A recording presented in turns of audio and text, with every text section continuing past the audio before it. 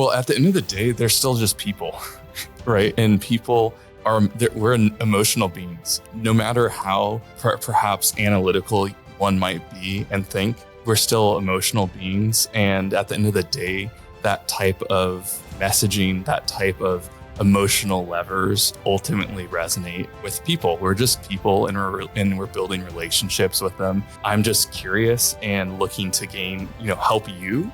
It unlocks them. It's like, oh, their guard comes down. They start to engage in real conversations. And if you're perpetually selling to them, we've all been on the receiving end of that. It's like, it's just flat out annoying. And it makes you just want to hit mute or unfollow or unsubscribe.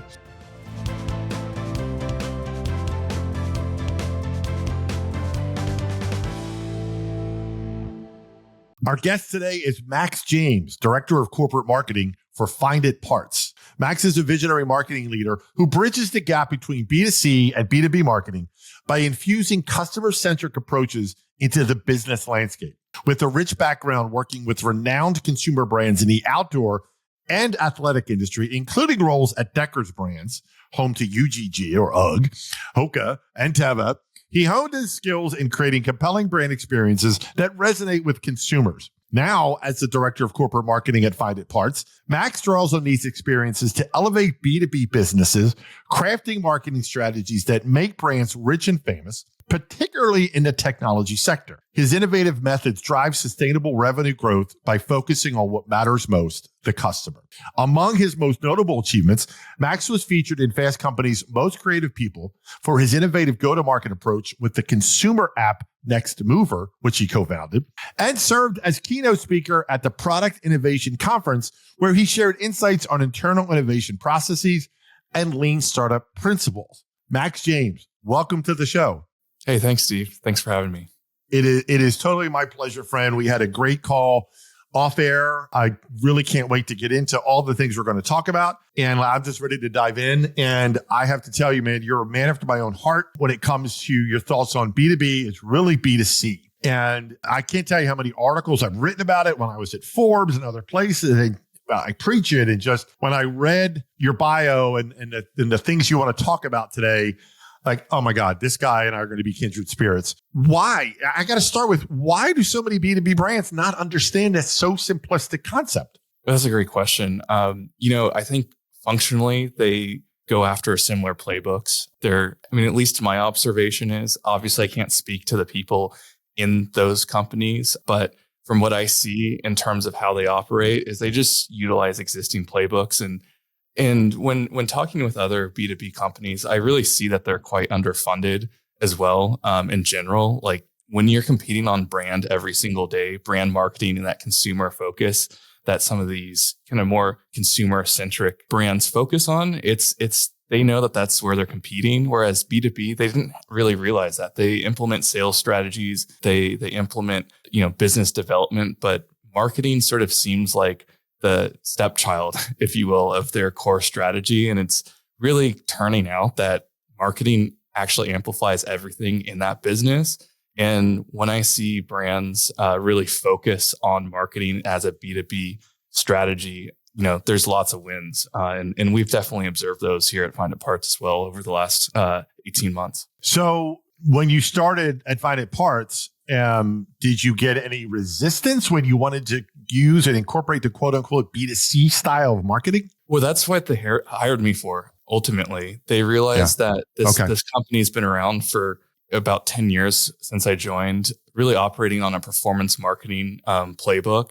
And they realized, hey, we can't really see any more upside. Like you can only feed that Google engine so much capital and it gets really expensive. And we need a better acquisition strategy such that people stick around, they remember us, that we become memorable, and ultimately see that paid revenue decrease over time and that non-paid revenue start to increase. And so that's why they brought me in ultimately, is to lead that effort of transitioning to a much more branded company where we're seeing those gains from that non-paid channel. When you say, and you said this to me offline, I think you might have even written it to me, that treat them like consumers, right? And it's semantics, but it's not. And when you think about consumers, and then on the B2B side, they're always called buyers, right? Right.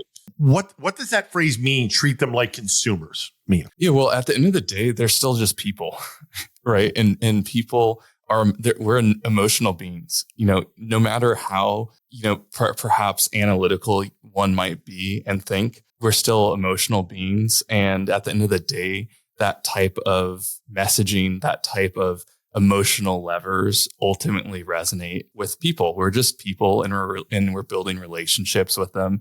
And a brand that can do that really well through storytelling, through leveraging those type of emotional levers as well, definitely helps to bridge that gap and ultimately build build brands that are memorable with those people. I love you use the phrase customer insights. And I love what jumped off the screen when I said, what do you want to get into? I love that you didn't say buyer insights.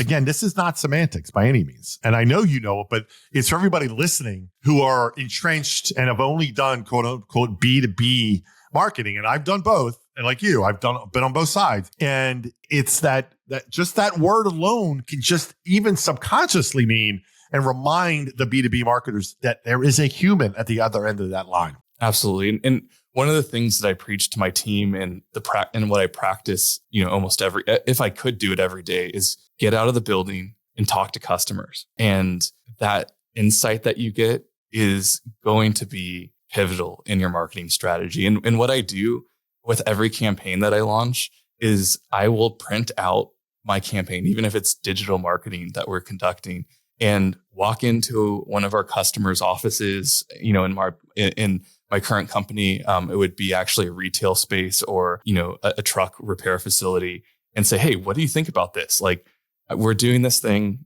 Here's the image, blah, blah, blah, and walk them through it and get that feedback right there on the street. And it's not just on the campaign level. Also, it's even before that is really understanding the pains and gains of your customers and identifying what motivates them and what keeps them up at night. And the only way that you can really do that is through those relationships that you build and really just seeing and embodying their workplace.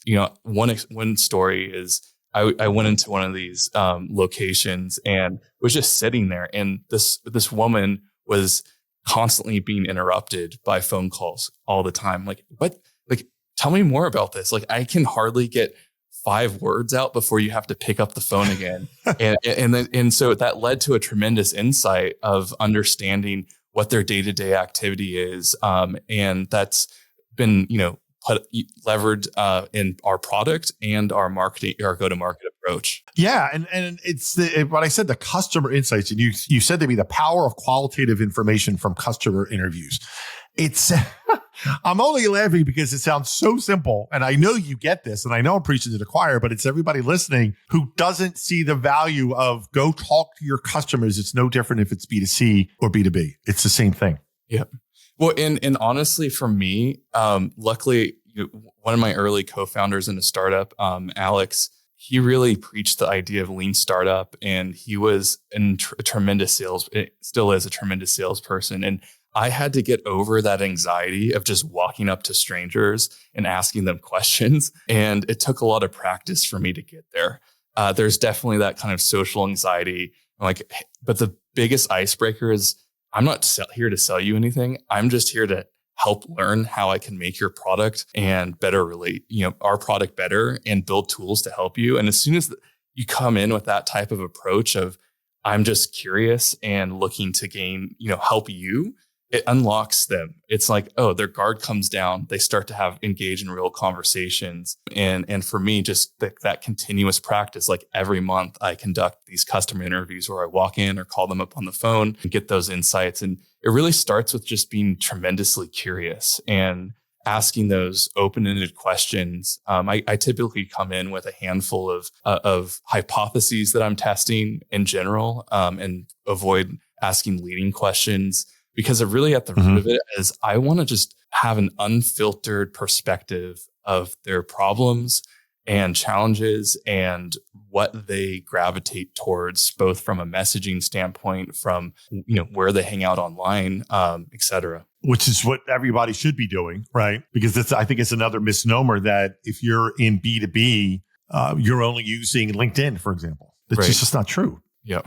And I love that you have brand is effective for B2B. And it's fascinating because I've had this discussion for years about you can build a brand for a B2B brand where, again, I just think that word brand is so, wow, it's only for B2C. You build a brand. And you might wonder how you do that, right? And right. one of the, at FinditParts, what we realized is these people who are buying parts every day, there's no mascot or there's no culture around these types of people in their job, right? Just like you might have some fintech company, or you might have this amazing software that helps accountants. Well, those are the heroes of your story. And so what we did at FinditParts was just label it. These are the part pros, right? And so we have built this sub brand and emphasize this culture all around being a parts professional and what that means. And it's no different than being in a like Nike, for example, and their just do it tag and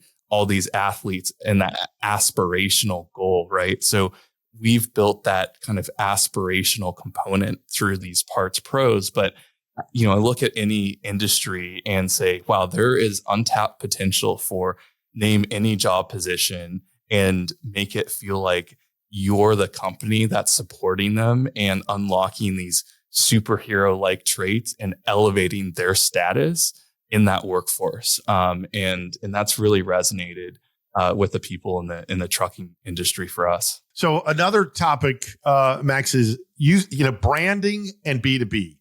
And it seems like so many B2B marketers don't connect the word brand. But then the other words are the things that we haven't talked about, which I know is going to resonate with you, is story and storytelling. And why B2B brands, I haven't looked at the most recent surveys or studies, but why storytelling is not considered an integral part of their marketing strategy. And I can tell you from my days at Oracle, I was heavily pushing storytelling and making sure our customer was always at the center of the story. And it wasn't the product. It was the problem or the way that the product made the customer better or improved or sleep better at night or pick one, So talk a little bit about storytelling when it comes to B2B. Yeah, absolutely. We're kind of mentioning from a brand standpoint, making these people the center of that story and really making them feel like superheroes, and your product helps them provide those powers to them. And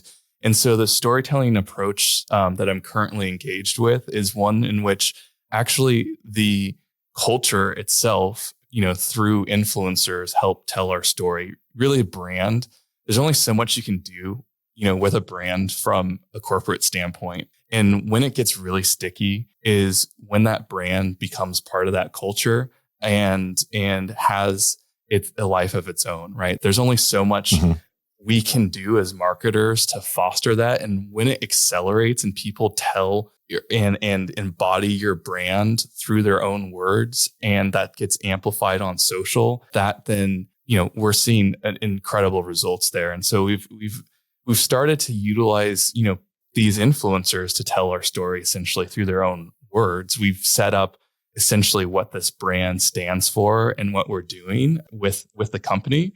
And then they go out and make content. And like one of the best pieces of content that we could never do as a brand is, they dress their dog up in our brand's logo and colors and everything like that. And they go around the country with their dog dressed up as our company as a mascot. And if we tried to do that, that'd be very like unauthentic and almost like cringe. However, since she's doing that on her own, and that's part of her own kind of brand and essence of who she is as a creator, it kind of makes this very authentic way to have this for us to show up authentically in this culture. And I think I see too many brands trying too hard as well when it comes to, trying to do these certain campaigns where, they're trying to take a bit of that culture, but as marketers, we almost ruin everything anyhow, right? Like if we see a little way in, we exploit that to the nth degree. And what we're trying to do is avoid doing that by letting that messaging come through that culture of that trucking industry itself in an authentic way. And so I guess, to wrap that up, storytelling for us right now is providing the framework and letting that community tell that story through for us. Yeah. And I know, we talked about, or we're going to talk about, it's a difference maker, right? And we both agree that B2B marketers are very often underfunded, under-resourced. So it's easy to just quote unquote do what you've always done. Absolutely. Right. Or do what everyone else is doing. Do what everyone else is doing. Right. Because it's easy. It's sometimes less expensive. Right. You just set it on autopilot and then you wonder why your numbers don't change. Yeah. Right. Whereas when you just talked about the influencer marketing thing that you guys are doing is brilliant. And I'll say it for you because it is. But by the same token, you're probably going to think, it's just what I do. Right. But it's not what everybody else does. And that's what's separating you guys from everybody else is doing those things that not everyone else is doing. So what do you say to B2B marketers who are listening going, well, I don't know how to make us different. I don't know how to tell stories or how do I even get started on going to my bosses and saying, we need to do storytelling. We need to do brand. Yeah, absolutely. First of all, I have a ton of empathy for these marketers in these positions. Oftentimes the leadership, I'm fortunate that the leadership at my current company really believes in that. And honestly, but we stepped into it in a very intentional way, right? We allocated what some might refer to, traditionally as an R&D budget. And I would just say to those marketers, hey, set aside some of that budget, knowing that there's no expectation on that return, because ultimately what you need to do is have several cycles at these experiments in that, I call it channel validation. Influencer marketing for us was probably the fifth or sixth channel that we tested until we started to see real traction. But we did these small tests and experiments. I think everyone who's naturally curious will start to be inspired by all these different channels. And it's just a matter of putting in a little bit of effort and a little bit of capital to see, hey, does this really resonate with that industry? And I guarantee you that if you allocate 5% of your overall budget for these tests, that's probably not a big ask for your team to assume. But the benefits are tremendous. Like once you start to see, and you have some baseline metrics to go after, you can take that back to your leadership team and say, hey, wow, this thing has some legs. I want, this is the test that we've done. And if we continue to invest here, these are the expected results. And it's just that thirst, continuous thirst for curiosity, and then developing that process. I think that I really excel at number one is those early tests and experiments. And then I rely on others to build those systems out. But yeah, if you lean that way at all, like just free yourself up to run those tests and experiments in some sort of way, even if it's a small allocation of your time and budget.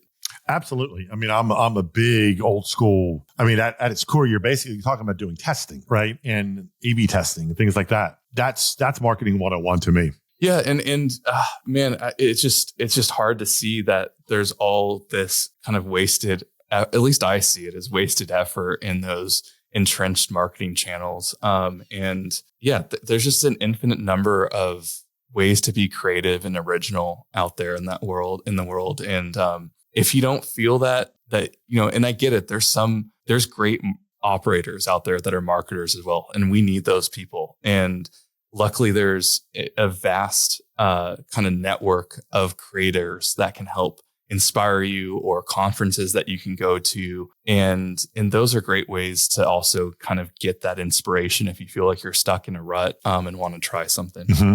That's an interesting point. Hey, sorry for the interruption. We're going to get back to our show in one quick second, but stay with me. If you're in the need for anything SEO and or link building related, you need to do yourself one quick favor. You need to go to the website that's on the screen right now, stanventures.com. Go there, tell them Steve O sent you. The rest will take care of itself. Trust me. You can thank me later. What are your thoughts on B2B marketers going to a quote unquote traditional B2C marketing conference and events? Oh, absolutely. Absolutely.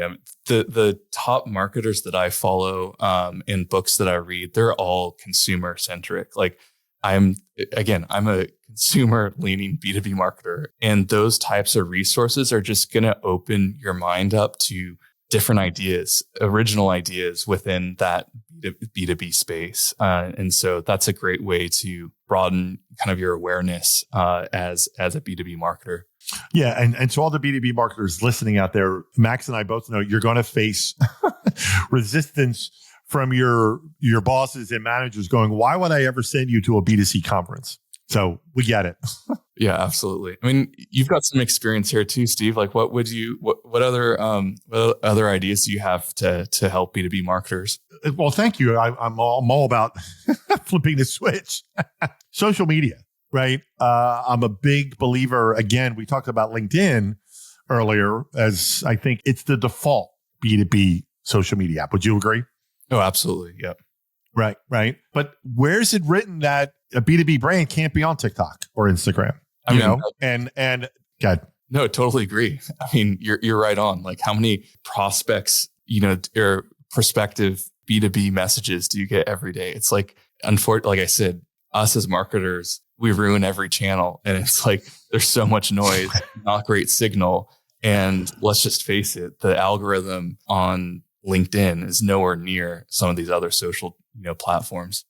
Correct. So talk a little bit to us about what the brand is doing now. What FinditParts is doing is what other social besides LinkedIn are you on? Yeah, well, so I think, Gary Vee talks about this, and we've been in this fundamental transformation to an interest graph, right? We were on a social graph before where followers, it was sort of like email marketing, where the more followers you had, the bigger your audience. Right now, it's not based off of that, right? It's based off of the content that you create and the signals that the algorithm picks up, such that FinditParts doesn't have to have a big following. And in fact, most brands don't, because who really wants, you just feel like you're going to be sold something and you don't really provide value. And so we've focused fundamentally on providing value with everything that we do. And so if it's a social media post, we're not trying to sell you anything. We're just trying to either make your job easier,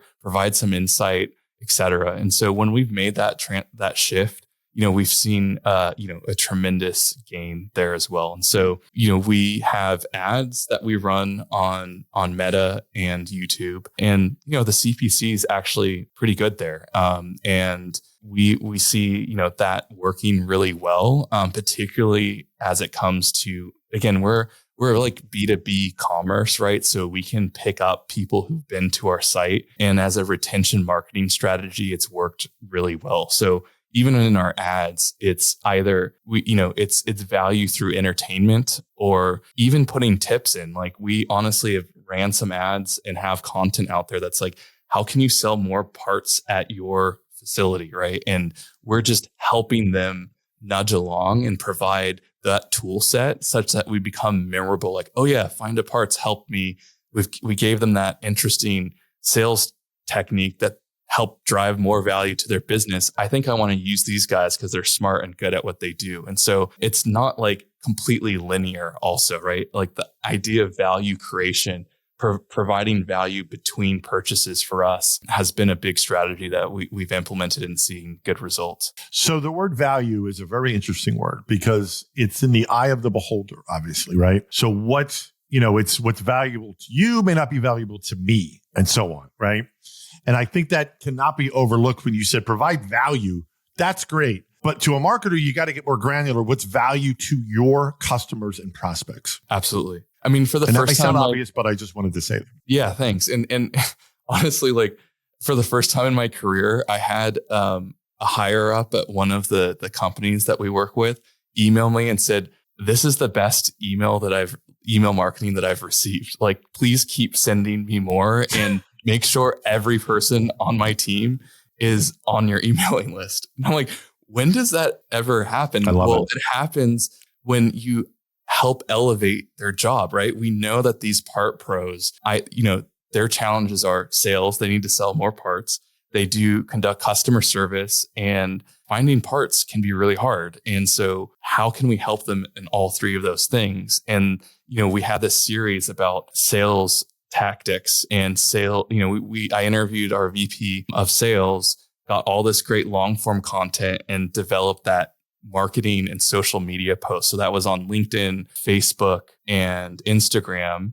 So we had all these kind of small, I really believe in taking that long form piece of content and breaking that into little individual bites. And we saw that performance start to uptick on that short form piece of content. And then that developed into all of these different email series that we sent out that then led to that piece of feedback from that corporate person. And that's amazing. And it's such a great example, right? Of, again, content 101 is repurposing and slicing and dicing content. So that's perfect. Yeah.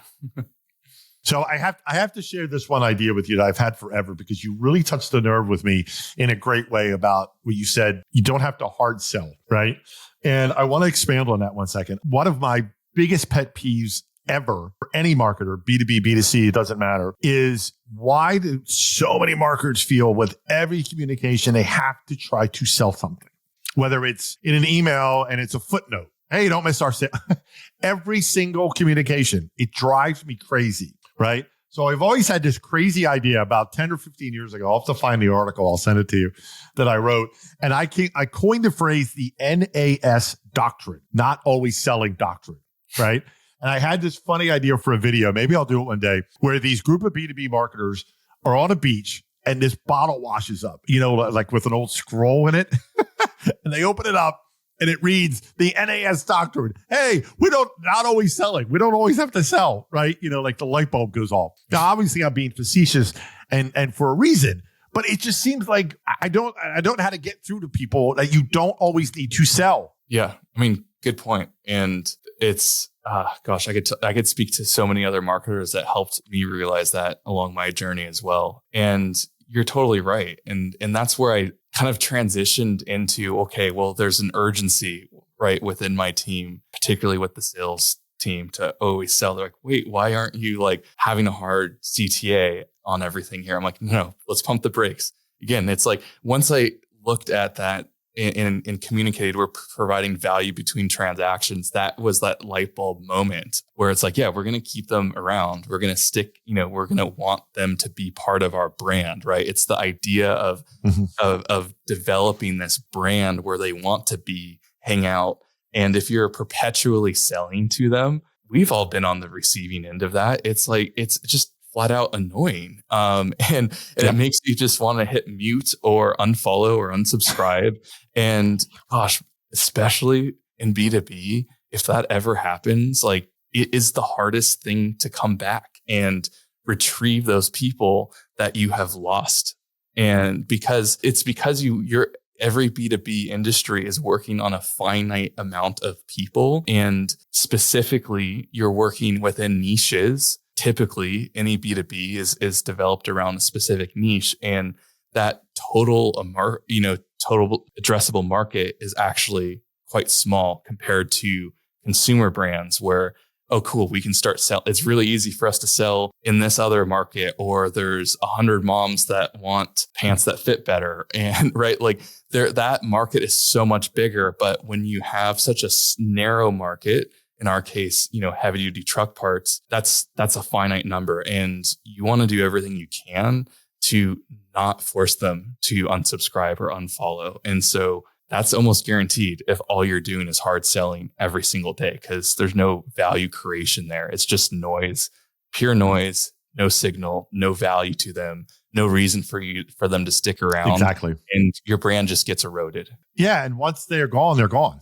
Yep. So I want to talk about the topic that's on everybody's minds these days, and that's AI. And I want to start granular with the FinditParts brand, but then I want to get your thoughts on just an AI in general, and generative AI specifically about in the world of marketing. How is the brand using generative AI right now? Yeah, I mean, we use it all the time, every single day. It's been a tool set for us that's unlocked a lot of capacity. So we are still, even though we've been around for a while, we're still in that startup mode, and therefore resources are, constrained. And so we've been able to utilize various AI workflows, both on the kind of copywriting, so think blog post and campaign generation side as well, just as a thought partner to assist, and also with some of our kind of visual asset creation. And for us, it's just been incredible unlock, both the speed of which we can execute and the ability to continue to run lean, both from a resource and